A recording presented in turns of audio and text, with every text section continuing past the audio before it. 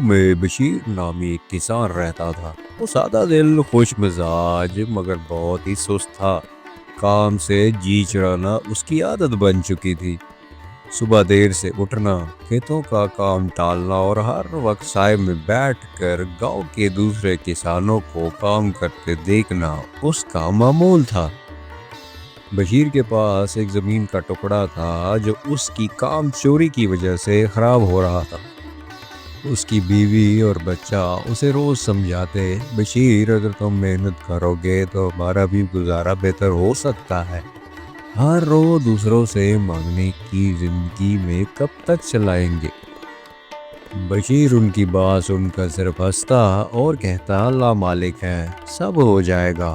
گاؤں کے دوسرے کسان جو بڑے محنتی تھے، صبح سورج نکلنے سے پہلے کھیتوں میں ہوتے، فصلوں کی دیکھ بھال کرتے، وقت پر پانی دیتے، کھاد ڈالنے کی ان کی زمین ہری بھری رہتی اور بشیر کا کھیت دریا کے پاس ہونے کے باوجود بنجر اور خشک تھا۔ گاؤں والے اس کا مذاق اڑاتے، ارے بشیر تمہاری زمین کو کیا ہوا ہے؟ کیا وہ سو گئی ہے؟ بشیر کو یہ سب سننا برا تو لگتا مگر خود کو بدلنے کی کوشش نہ کرتا۔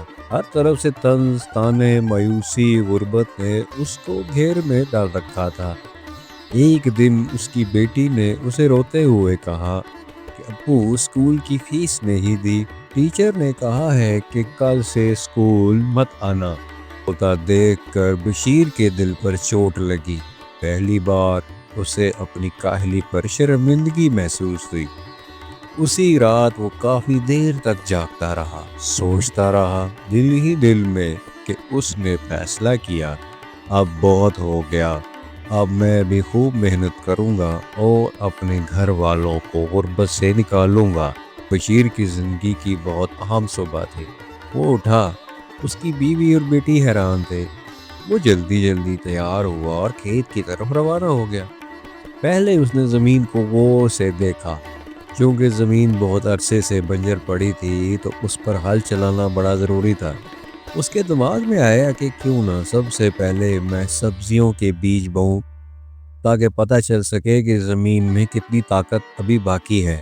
تو پھر بشیر نے اس بنجر زمین کو آباد کرنا شروع کیا اور مختلف سبزیوں کے بیج بوئے، پھر ان کو پانی لگایا اور باقی سب اللہ پر چھوڑ دیا۔ بعد بشیر کی زمین نے سبزیاں اگانی شروع کر دی۔ بشیر کو دیکھ کر گاؤں والوں کو یقین نہیں آیا۔ ان کو لگا کہ بشیر کا دماغ ٹھیک نہیں ہے۔ پھر 2 دن کی بات ہے، پھر وہی پرانی عادت، مگر ایسا نہ ہوا۔ دن، ہفتے اور مہینے گزر گئے اور بشیر کا بنجر کھیت سب سے ہرا بھرا نظر آنے لگا۔ اس نے وقت پر کیڑے مار دوا بھی دی، فصل کی نگہداشت میں کوئی کمی نہ چھوڑی۔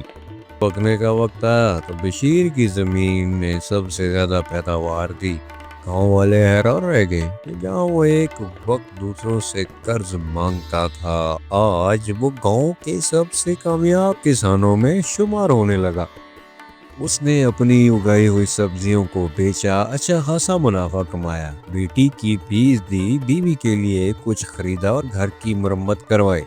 گاؤں والے جو کبھی مذاق اڑاتے تھے اب اسی بشیر سے مشورہ لینے آنے لگے۔ انہوں نے بشیر سے اپنے کیے پر معافی مانگی تو بشیر نے ان سے کہا کہ شاید تم لوگ اپنی جگہ ٹھیک تھے، میں ہی غلط تھا۔ کسانوں نے کہا، بشیر بھائی آپ نے تو ہمیں حیران کر دیا۔ بشیر مسکرا کر بولا، اللہ بھی ان کی مدد کرتا ہے جو اپنی مدد خود کرتے ہیں۔ اب بشیر نہ صرف خود ایک کامیاب کسان تھا بلکہ گاؤں کے باقی کسانوں کو بھی مفید مشورے دیتا تھا۔ اس کا سکھانا اور اس کی محنت اہمیت کا حامل بن چکی تھی۔ لوگ یہ سمجھ گئے تھے کہ محنت، وقت کی پابندی اور خود اعتمادی انسان کی تقدیر بدل سکتی ہے، کہ کاہلی انسان کو غربت، شرمندگی اور ناکامی کی طرف لے جاتی ہے، جبکہ محنت اور مستقل مزاجی سے انسان نہ صرف اپنی بلکہ دوسروں کی زندگی کو بھی بہتر بنا سکتا ہے۔